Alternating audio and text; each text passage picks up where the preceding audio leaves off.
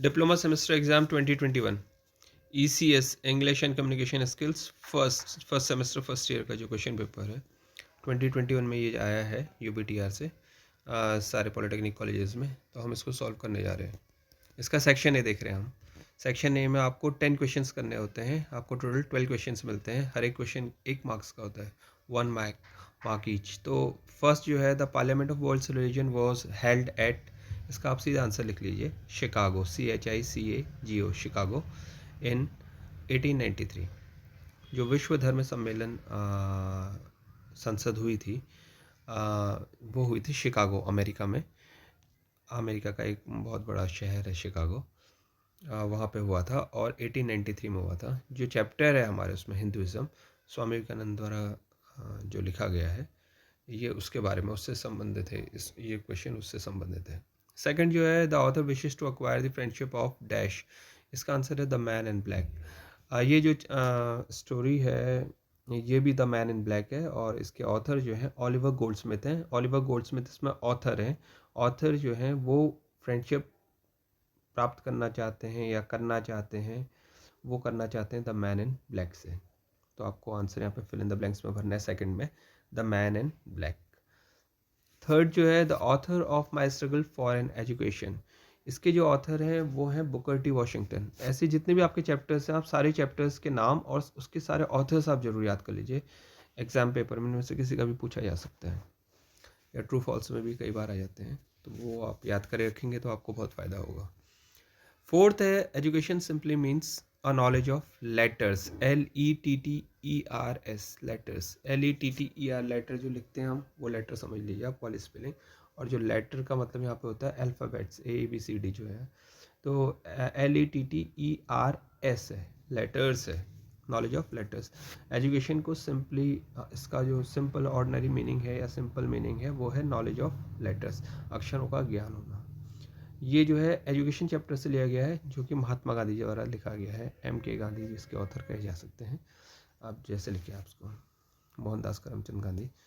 और इसके बाद है fifth, when people of same rank communicate, जब एक ही रैंक के यानी कि बराबर लेवल के लोग आपस में बात करते हैं। सेम रैंक यानी कि एक कंपनी का मैनेजर जब दूसरे कंपनी के मैनेजर से बात करे, या एक क्लास का स्टूडेंट जब दूसरे क्लास के स्टूडेंट से बात करे, तो it is known as dash communication. इसको कहते हैं हम हॉरिजॉन्टल कम्युनिकेशन, HORIZONTAL, हॉरिजॉन्टल, ठीक है, हॉरिजॉन्टल कम्युनिकेशन, स्पेलिंग आप देख लीजिए।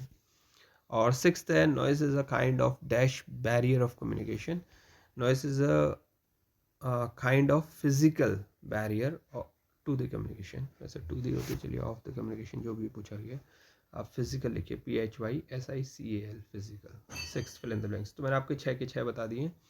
फर्स्ट में मैंने आपको बताया शिकागो, और उसमें फर्स्ट का सेकंड पार्ट है 1893। सेकंड में मैंने आपको बताया the man in black. Third में मैंने आपको बताया बुकर टी वॉशिंगटन। फोर्थ में मैंने आपको बताया LETTERS, लेटर्स। फिफ्थ में मैंने आपको बताया हॉरिजॉन्टल कम्युनिकेशन। और सिक्स्थ में मैंने आपको बताया physical barrier, physical, PHYSICAL, physical. अब इसके बाद हम सेवन्थ में चलते हैं। ये 7 से लेकर 12 तक जो है आपको ट्रू एंड फॉल्स दिए गए हैं, इस क्वेश्चन पेपर में पूछे गए थे। तो हम 7 देख लेते हैं। Booker T Washington worked in the iron ore mine. Booker T Washington iron ore mine में काम करते थे, ये पूछा गया, ये बिल्कुल फॉल्स है। वो कोल माइन में काम करते थे, COAL, कोल है। आयरन ओर को काट के आप COAL, कोल भी याद कर लीजिए, कोल माइन। अगर ये कहीं पे भरने के लिए कोई क्वेश्चन आंसर में आएगा तो आप कोल माइन लिख दीजिएगा वहाँ पे। और वैसे ये फॉल्स है, आयरन ओर। सेकेंड है the author was wearing a gold ring. Booker T Washington तो आपको पता ही है, माई struggle for an education chapter से लिया गया है। इसके बाद जो 8th है the author was wearing a gold ring. तो ऑथर जो है ये भी फॉल्स है। ऑथर जो है ही वॉज वेयरिंग, वेयरिंग मतलब पहन रहे थे, उन्होंने पहना हुआ था। कौन सा पहना था? वो सिल्वर रिंग था। और ये a night among the pines से लिया गया है। A night among pines, a night among the pines जो है RL स्टीवेंसन का है चैप्टर। इसके बाद है 9th, the head teacher at once admitted the author. Head teacher ने ऑथर को तुरंत एडमिट कर लिया था, यानी कि तुरंत स्कूल में दाखिला दे दिया था, ये मतलब एडमिट से यहाँ पे हॉस्पिटल में एडमिट नहीं है ये। तो ऑथर जो हैं, जो लेखक हैं बुकर टी वॉशिंगटन, उनको तुरंत एडमिशन नहीं मिला था हेड टीचर द्वारा, बल्कि उनको देर में दिया गया था। तो ये आपका आंसर यहाँ पे फॉल्स हो जाता है। तो फर्स्ट 3 जो है फॉल्स हैं। इसके बाद जो 10th है, a and the are known as articles, ये ट्रू है। ए एंड द को हम आर्टिकल्स के नाम से भी पुकारते हैं ग्रामर में, इंग्लिश ग्रामर के अंदर। 11th है, night is a dead monotonous period under a roof, ये ट्रू है, और ये भी a night among the pine से चैप्टर से लिया गया है। इसके बाद है आपका 12th, oral communication saves time, बिल्कुल सही बात है। ओरल कम्युनिकेशन मतलब जो हम मौखिक रूप से बात करते हैं, इससे समय बचता है, और ये ट्रू है। तो फर्स्ट 12 आपके हो चुके हैं, आपने इसको कर लिया होगा। इसमें मैंने बताया आपको 7th 8th 9th तीनों फॉल्स है, और 10th 11th 12th तीनों ट्रू हैं। इसके बाद हम सेक्शन बी को देख लेते हैं तुरंत। सेक्शन बी का जो है पहला क्वेश्चन पूछता है आपसे, फर्स्ट क्वेश्चन है इसमें 13 नंबर। इसमें भी आपको 5 क्वेश्चन करने हैं, अटेम्प्ट एनी 5 क्वेश्चन, आपको 7 क्वेश्चन दिए होते हैं इसमें, कोई भी आप 5 क्वेश्चन कर सकते हैं। तो 13th जो है, according to Swami Vivekananda what was the ultimate aim of knowledge. Swami Vivekananda के अनुसार जो अल्टीमेट एम ऑफ नॉलेज क्या है, तो इसका जो आंसर जो बुक्स में मिलता है हमें, वो है कि अकॉर्डिंग टू स्वामी विवेकानंद, आपको क्वेश्चन से उतारना होता है अकॉर्डिंग टू स्वामी विवेकानंद, और व्हाट वाज को आप काट देंगे, the ultimate aim of knowledge यहाँ तक लिखेंगे। उसके बाद वर्ड को तो आप हटा ही दीजिए, वॉज जो आपने काटा था वो वॉज आप नॉलेज के बाद लगा दीजिए फुल स्टॉप हटाते हुए। वॉज MOKSHA मोक्ष, या हम उसको मोक्ष को कहते हैं साल्वेशन, SALVATION साल्वेशन। बस इतना ही आंसर है इसका। मतलब कि जो हम ज्ञान प्राप्ति है उसका अल्टीमेट एम क्या होता है, उसका अल्टीमेट एम होता है ये प्राप्त करना, मोक्ष प्राप्त करना। ठीक है। फिर इसके बाद 14th है, who has introduce compulsory education. इसका आंसर हमने आपको पहले भी कई बार बता रखा है, द महाराजा गायकवाड। बस इतना ही लिखना है, हु को काट के, has introduced compulsory education full stop, question mark हटा दीजिए। यहाँ पे ऐसे हैज़ पूछा है, क्वेश्चन हैज़ में पूछा गया इसलिए हमने हैज़ लगा दिया है, ऐसे वो पास्ट टेंस का है। 15th है, where was the school for the coloured people situated. पहले 15th का ये पार्ट 1 है, और what was its full name ये सेकंड पार्ट है। मतलब ये क्वेश्चन आपको 2 पार्ट में दिया गया है। Where was the school for the coloured people situated, तो इसका आंसर आप यहाँ से शुरू करेंगे, द का टी कैपिटल कर देंगे, the school for the coloured people was, उसके बाद लिखेंगे आप वॉज, फिर सिचुएटेड लिखेंगे, वॉज सिचुएटेड इन वर्जीनिया। ठीक है, इन वर्जीनिया, वर्जीनिया में था वो। And what was its full name, तो फुल नेम आपको याद होना चाहिए, Hampton Normal and Agricultural institute, वो उसका नाम है हैम्पटन। अब इसको आपने कैपिटल में लिखना है, इसका जो पहले लेटर्स होते हैं, हैम्पटन का H कैपिटल, नॉर्मल का N capital, Hampton Normal, and का तो स्मॉल में लिखिए and and, Hampton Normal and Agricultural, Agricultural का A capital first letter capital, और इंस्टीट्यूट का I कैपिटल, बस। ठीक है, आपका ये आंसर हो जाता है। यहाँ पे आपने लिखना है what was its full name, तो आपको आंसर ऐसे लिखना है, its full name was Hampton Normal and Agricultural Institute. ठीक है, 15th हो गया आपका। 16th है आपका, write a letter to your father for sending money for study tour.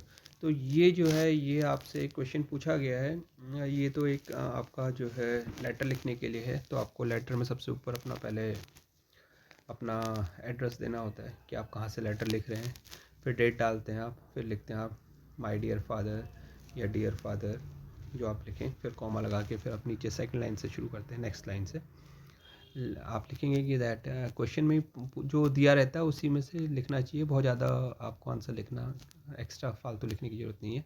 लेकिन हाँ, ये क्योंकि इनफॉर्मल लेटर है, क्योंकि आप अपने पेरेंट्स को लिख रहे हैं, फादर को लिख रहे हैं, तो रिलेटिव्स को या पेरेंट्स को या जो भी हम लिखते हैं अपने भाई बहनों को, तो हम उसमें जो है या दोस्तों को, तो वो इनफॉर्मल लेटर्स होते हैं। तो इसमें आप लिखेंगे डियर फादर के बाद लिखेंगे हाउ आर यू लिख सकते हैं आप, या आप लिख सकते हैं hope you are fine and I am well here, या I am well here hope you are fine, आप इसे लिख लीजिए, इसमें कुछ भी लिख लीजिए आप। तो सिंपली आप ऐसे लिख लीजिए, चलिए मैं आपको लिखा देता हूँ बोल के, how are you, I am fine here and hope the same for you, इतना आप लिखिए। इसके बाद आप लिखिए father I need the money for the study tour which is going to be organised in the next week. Please send me the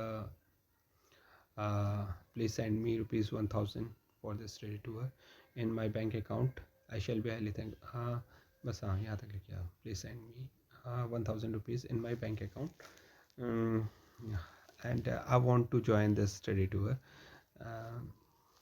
फिर उसके बाद आप लिख लीजिए कि दैट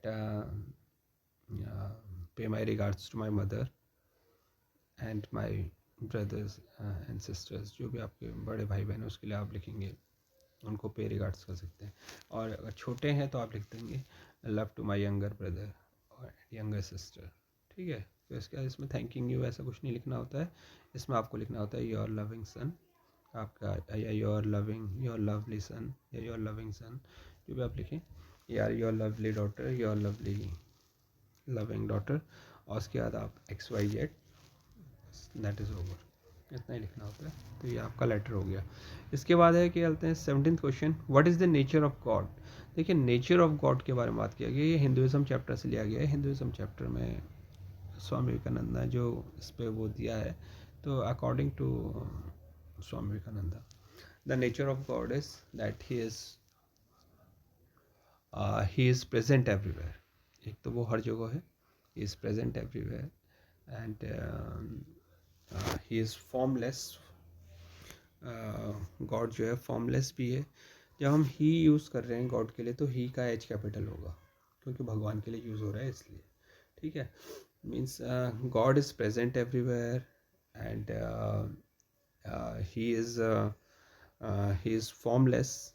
वो निराकार है, मतलब उसका कोई फॉर्म नहीं है, किसी भी फॉर्म में आ सकता है, मतलब ये भी है इसका meaning. And he is all powerful या ही इज़ ऑल माइटी। भगवान जो है सबसे ज़्यादा ताकतवर है या सब कुछ कर सकने में समर्थ है। And he is all merciful, और वो साथ ही साथ क्या है, मर्सीफुल भी है, मतलब सब पे दया करने वाला भी है। तो आपको ऐसे लिखना है, the nature of God is that he is present everywhere and he is formless, he is omni present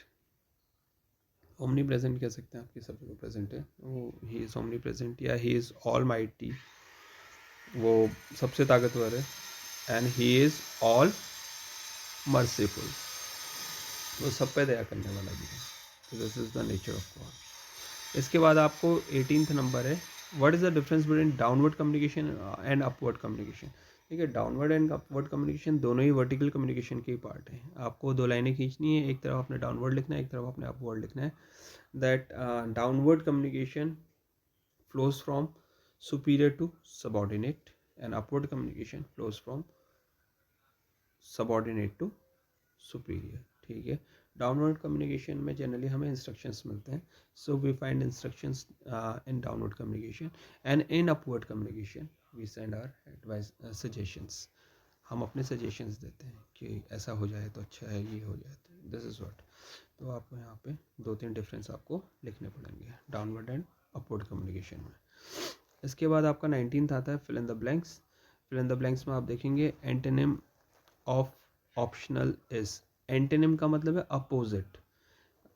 optional का अपोजिट जो होता है वो है कंपलसरी या मैंडेटरी। जैसा हम बोलते हैं ये तो ऑप्शनल क्वेश्चन है लेकिन ये मैंडेटरी क्वेश्चन है, मतलब कि ये तो आप छोड़ भी सकते हैं, आप चाहें तो कर भी सकते हैं, छोड़ भी सकते हैं, लेकिन ये वाला क्वेश्चन आपको कंपलसरी अनिवार्य रूप से करना पड़ेगा। इसके बाद जो बी है, a place where one lives permanently, इसको हम कहते हैं डोमिसाइल। सब बच्चे अपने डोमिसाइल सर्टिफिकेट बनाते हैं। स्थायी रूप से जहाँ आप रहते हैं वहाँ के लिए आप स्थायी निवास प्रमाण पत्र बनाते हैं, वही स्थायी वर्ड जो है वो है डोमिसाइल। यहाँ पे DOMICILE डोमिसाइल, आप स्पेलिंग देख लीजिए नेट से। एक्सेप्ट एंड एक्सेप्ट आर, देखिए दोनों जो हैं एक जैसे साउंड वाले हैं, इसलिए इनको होमोफोन्स कहते हैं। HOMO होमो, PHONES फोन्स।